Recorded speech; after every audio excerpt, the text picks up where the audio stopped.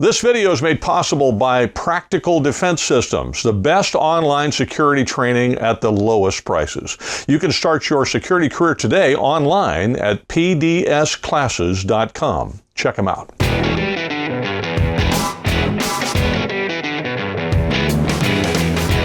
Hi, I'm Joel Persinger. I'm the Gun Guy. Thank you very much for all of your support of GunGuyTV. I'm extremely grateful. Look, there's a kind of an emergency thing happening right now, and I hate to give you urgent videos and like that, but this is a time when I have to do it. There is a deadline coming up, and if we want to kill the Biden universal background check rule, we have to do it before that deadline. It's coming up in just a few days. Now, December 7th is the day. I'm going to give you more detail on what to do. It's very, very simple for you to do. It's a couple clicks of your mouse or your phone or whatever, and you're going to be able to help kill this thing before it becomes law. To explain it in more detail, I've got Eric Pratt from Gun Owners of America joining me. He has all the information about it. So, well, before we do anything else, let's go talk to Eric. Eric, thank you very much for coming on the show again. It's been a long time since we've talked. I'm looking forward to talking with you, particularly about Biden's latest attempt to register all guns everywhere.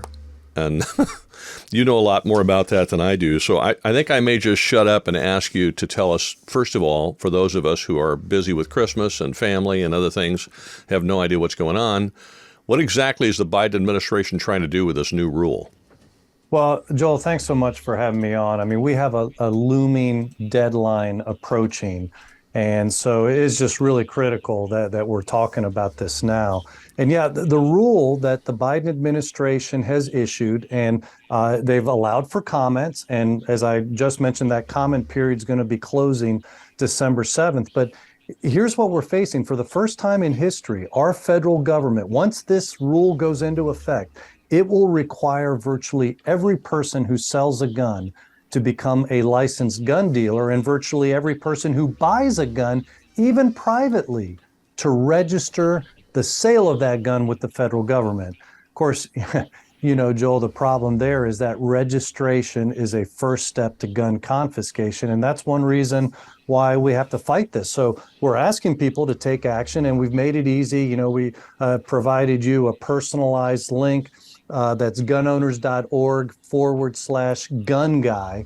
And if people click on that link, you know, very easily, presto, they can send the ATF a pre-written letter opposing this rule. And that's how we can defeat this rule. But I tell you, there's a lot of blame to go around on this. It's not just Joe Biden. People can also blame Senator John Cornyn for leading 14 other Senate Republicans last year to pass legislation that the Biden administration is now using to implement these restrictions. I mean, think about what that means for a person to become a gun dealer just so they can sell some of their guns.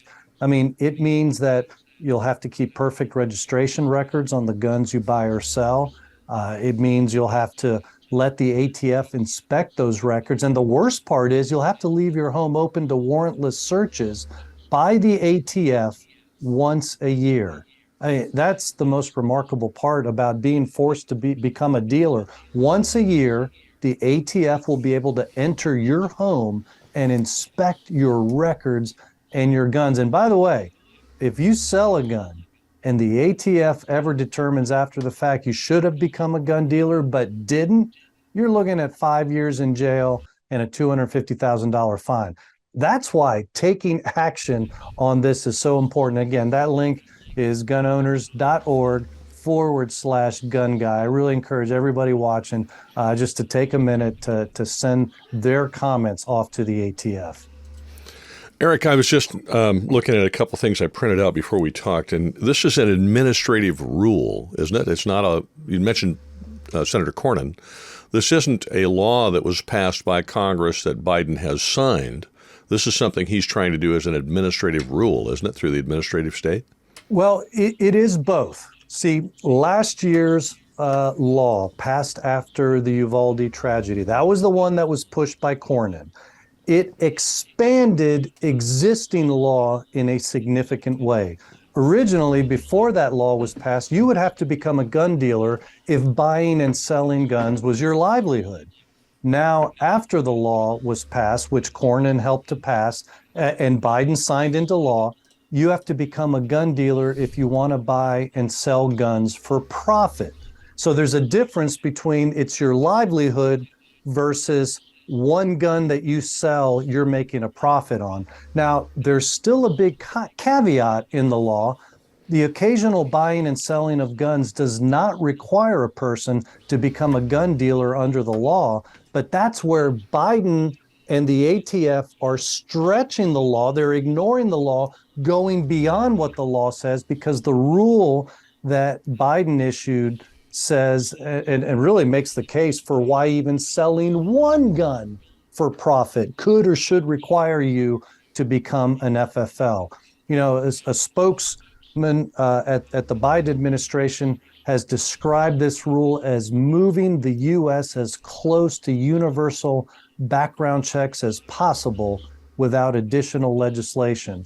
And really, that's what they're doing with this rule. Virtually every gun seller will need to get a gun dealer's license, and virtually every gun buyer will need to fill out a 4473 and go through a NICS check. So, I mean, there you have it. That's gun owner registration. That runs contrary to the rights protected by the Second Amendment.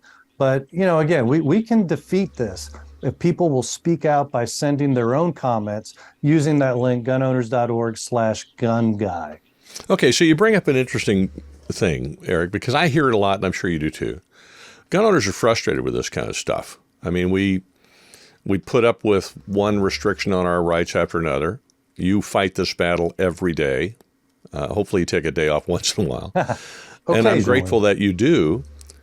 But so many people feel like, why bother? And so I guess what I want to ask you is, when you have an administration so eager to ban every gun ever made and taking step after step to do that through the administrative state because they can't get it through Congress, what's the point of even commenting? What good does it do for gun owners to take the time to comment when it seems like all the cards are stacked against them? How does that help? Yeah, and that's a great question. And thankfully, we live in a republic where people's taking action does make a difference. And I'll just give you a couple examples that I'm sure your viewers might remember. Think back to the Obama administration when his ATF issued a rule, same kind of thing, circumventing Congress, issues a rule to ban green tip ammunition, right? You know, the 5.56, 223 ammo, it was going to be banned. Well, they received over 90,000 comments from the American public. It was so overwhelming, they pulled those regs. So we have not been under that ban. And even so, that's one victory right there, just from people taking action. Another one, you might remember one of Biden's rules in his first couple of years where he tried to redefine, actually did redefine what a gun is. Now, initially, under his first attempt at regulating this, what he was trying to do was stop people from buying 80% kits without background checks. You probably remember that. But in redefining what a gun was, the original ATF rule was going to increase the number of serialized parts on a gun from just the one, right, that we all know, you know, has that serial number, to requiring more than 12 parts to have serial numbers. So in other words, if you wanted new parts for an existing gun, maybe a magazine, a barrel, a trigger, something along those lines, you are going to have to pass a background check to get each and every single one of those parts, just like you now pass a background check to buy a gun. I mean, crazy, right? Well, thankfully, we were able to help generate over 60,000 comments against this by GOA members and activists, you know, totally in opposition to this. In fact, when the ATF issued their final rule, they admitted that they had gotten lots of comments from GOA members. And so as a result, they made several concessions and backed off of several of the requirements that they had issued. And one of them was this particular point. Thankfully, that part went by the wayside where we don't have guns with, you know, more than a dozen serial parts where you have to pass background checks. Anyway, so the point is, through grassroots effort, people voicing their opinions. We've been able to win full entire battles where they just pulled the whole rule, or where they got rid of the worst parts of a rule. And so, you know, the answer to your question is yes, it does make a difference, and I hope people really will just take that minute that it takes. Go to gunowners.org/gunguy. We've already provided a pre-written letter that hammers out a lot of these issues. People can change it up as they like, obviously, but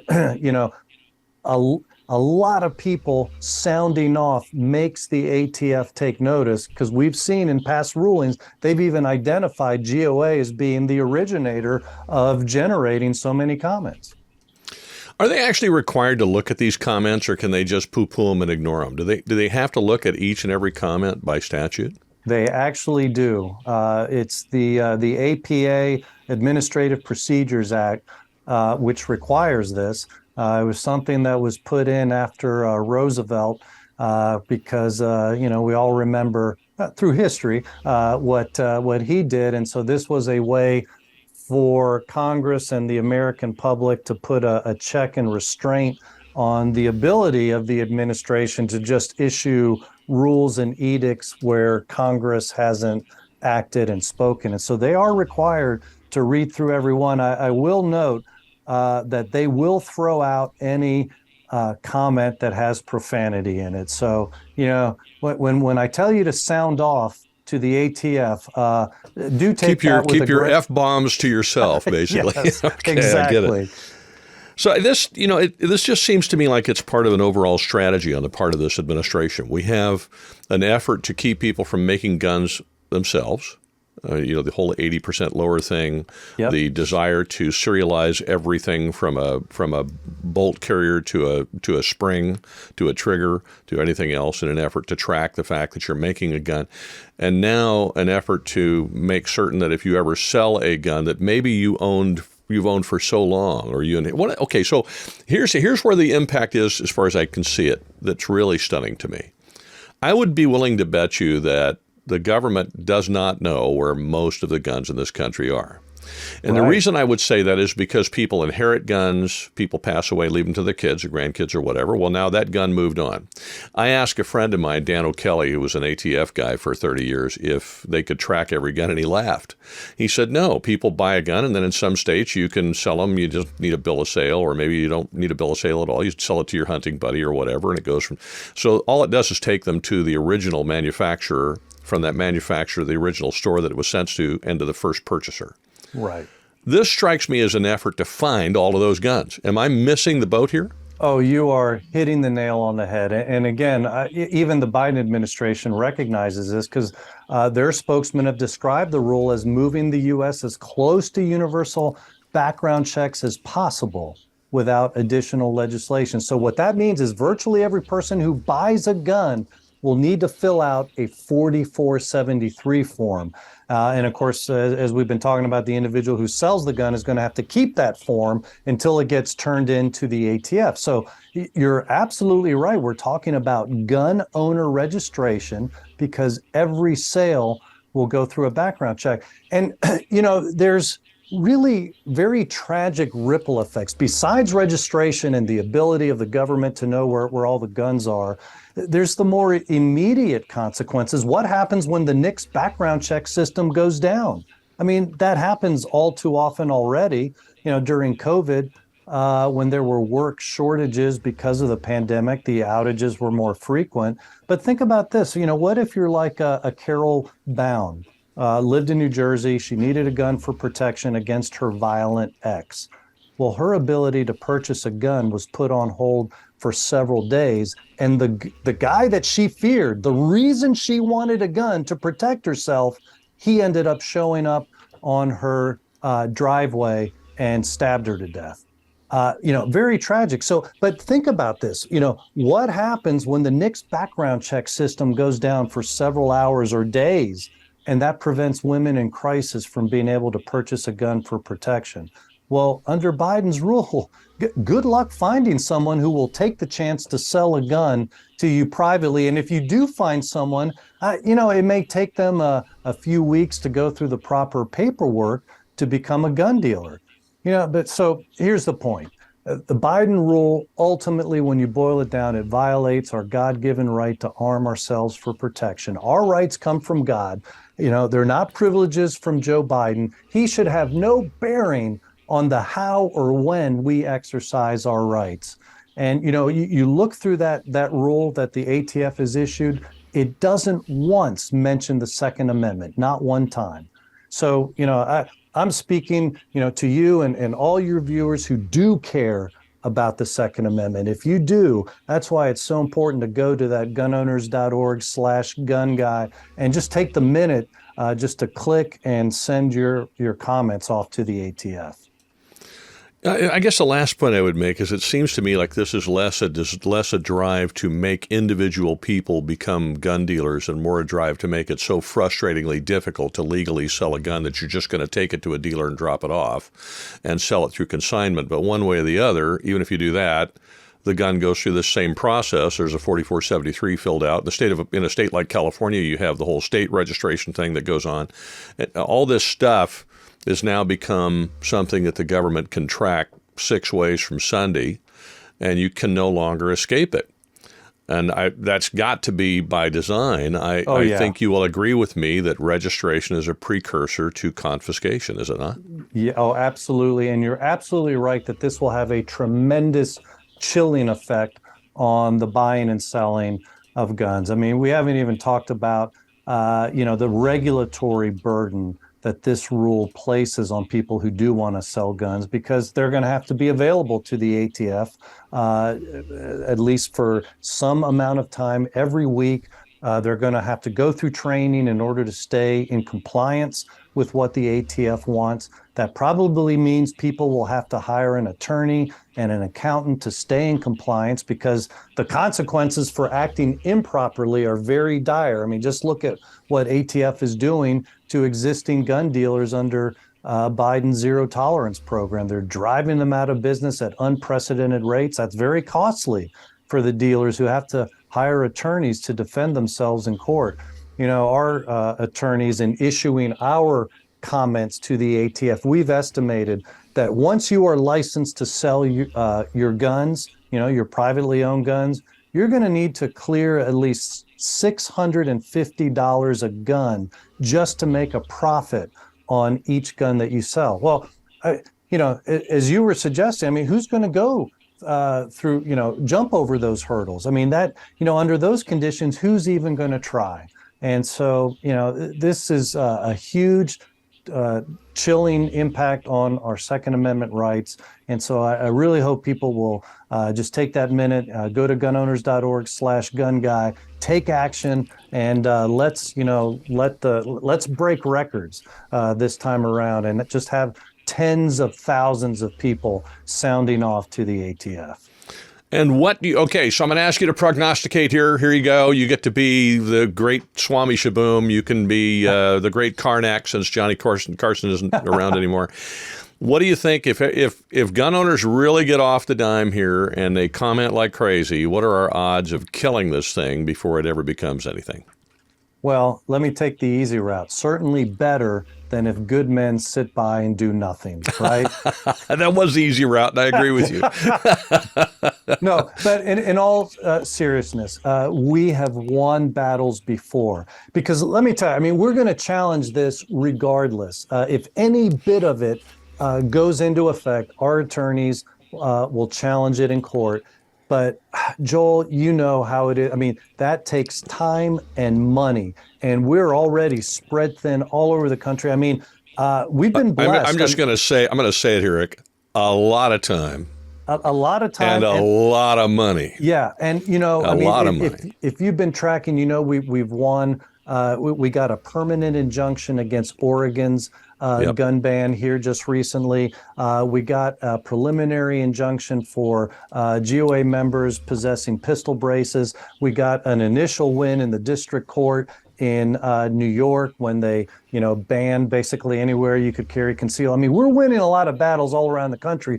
But to make the point, I mean, it's much easier to defeat anti-gun legislation or administrative rules before they go into effect than after they go effect and, they go into the court system, because you're always rolling the dice a bit anyway once you go into the courts. I mean, now you are truly dealing with officials, judges, who are in no way responsive to the American public at all. I mean, even, with the ATF, they still are, because Congress is watching. And if Congress doesn't like what they're doing, they can cut their funding, zero out their funding. By the way, on our legislative arm, we're working on that.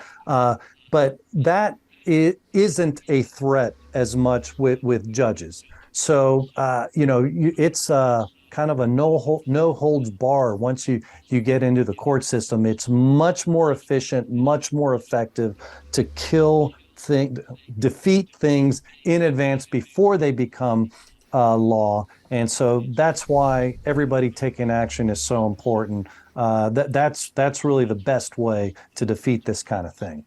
And I will put a link in the description. And if you're watching this on Rumble or X or whatever, it'll be in the description. If you're watching this on YouTube, I'll pin it to the top so you can go right to it, and you can do that easily. 2 things I want you to do when you're doing this. 1, click on the link, send your comment, and then in the comments on the video, I want you to post just one word: done. Because I think it's going to be very encouraging for other people to be able to look in the comments and see done, done, done, done, I love done, it. done, Yes. done. One of the things that is the hardest thing to defeat that I've found is that gun owners feel like it's only them and they're on their own. And if you're watching this, I want you to know you're not. You're not on your own. There are millions of us, tens of millions of us, hundreds of millions of us. If we all act, we can be very effective. Eric, is there anything else that we should touch on about this that we haven't? And I think we've covered this. Joel, I just want to thank you so much for your reach and for your willingness to sound the alarm, to be a watchman on the wall. I greatly appreciate that. I appreciate your friendship and just being able to discuss these things for your audience. Thank you so much. You are quite welcome. Thanks for coming on the show. I look forward to you doing it again. Have a great Christmas, my friend. Thank you. You too, sir. All righty. Thank you very much for watching the entire video. I'm super grateful that you did that. Please go to the link that I've provided. As I said, if you're watching on YouTube, it'll be pinned to the top. And I'll also put it in the description, but it'll be pinned to the top of the comments. If you're watching on X or Rumble, you'll find it in the description. In any of those cases, click on the link. Go ahead and send the boilerplate comment if you want to do that. I urge you to go in there and customize it a little bit. Please keep the profanity out. They will jettison those if you don't. And let's get as many of those done as possible. Once you've sent your comment, whatever platform you're on, I want you to go into the comments on the video and just type done. Because I want to see as many dones as I can listed there so that we know and other gun owners know that other people are doing it. It's not just them. It'll be encouraging to everybody if you do that, I think. Thank you very much. Act now and have a wonderful Christmas. I'm very grateful for you. Wherever you go, whatever you do, stay safe.